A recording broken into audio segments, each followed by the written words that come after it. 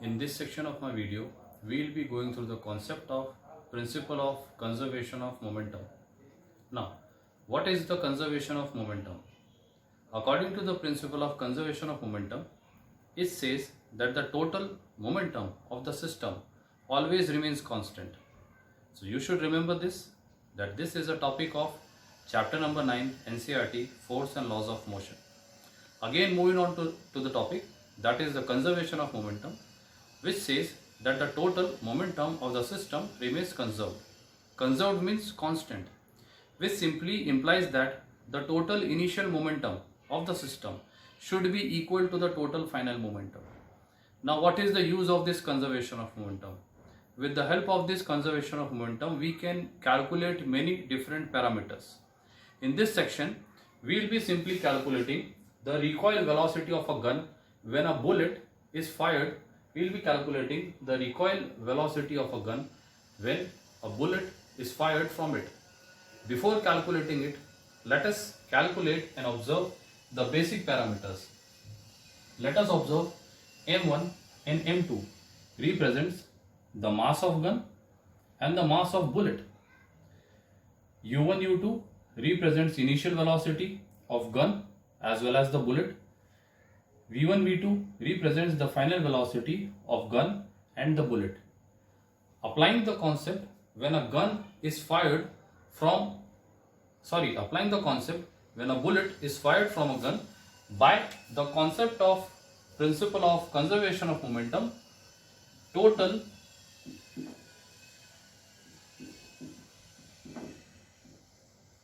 initial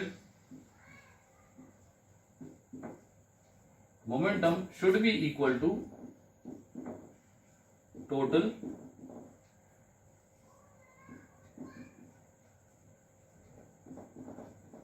final momentum. Total initial momentum means momentum of gun as well as the momentum of bullet, that is M1 U1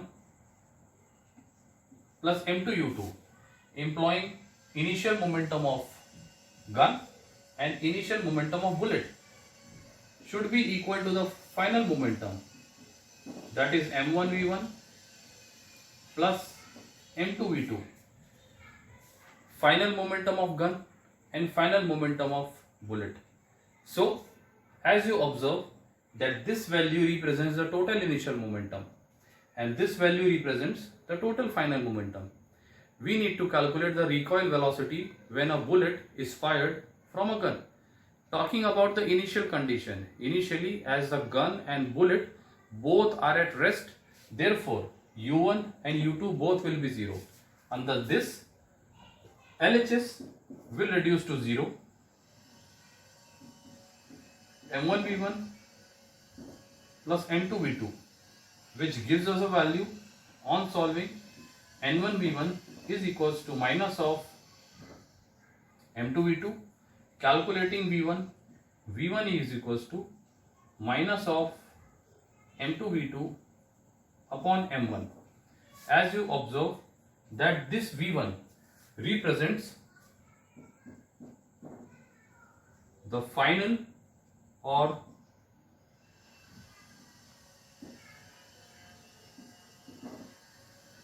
recoil velocity of the gun. You observe that here is a negative sign.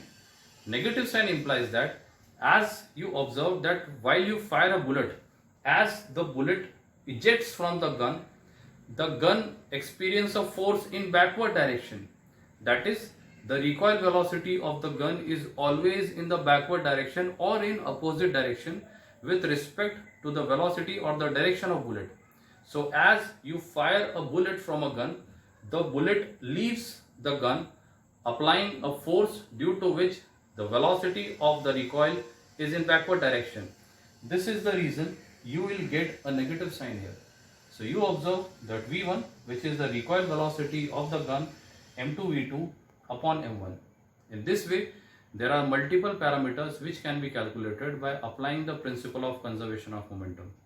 I hope you have understood this concept well. Thank you.